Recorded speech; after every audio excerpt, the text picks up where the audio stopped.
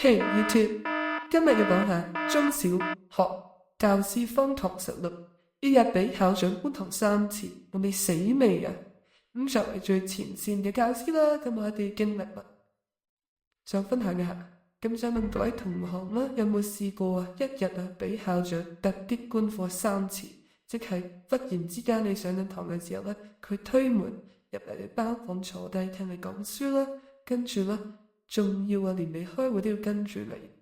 開完會之後咧就要捉住你，就訓斥你咧，講你有啲咩做得唔好嘅地方咧，你有好大嘅心理壓力啊。咁接住嚟咧會講下咧小說嘅生存指南啊，即係新老師嘅生存指南啦。咁樣咧，咁在新老師每次觀課之前咧，都會好努力辛勞咁樣去準備5大法寶啦，例如教案、教材、一啲網上嘅遊戲，例如 Kahoot、Nearpod 又或者 Wordwall， 仲有簡報同埋 flashcards， 即係你務求做到最好嘅呢個嘅表演嘅模式啦。不過其實都只不過係觀課啫嘛。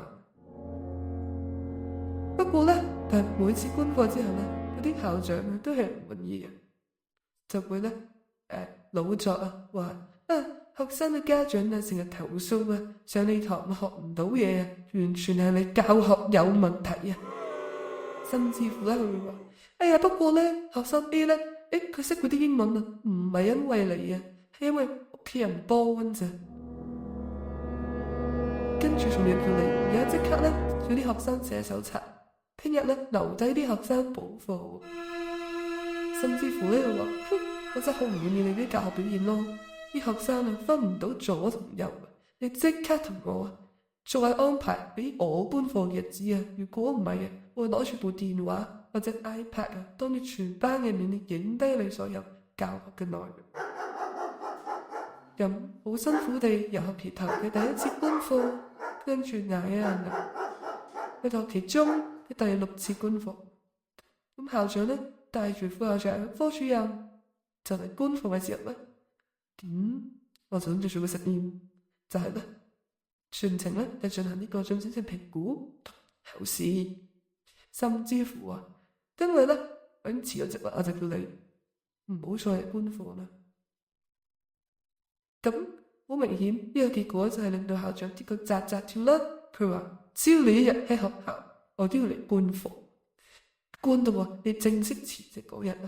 除非你即刻走人咯。如果唔係，我好擔心咧，學生喺你課堂嘅安全，又喺度冇咗啲嘢咧嚟到 PUA。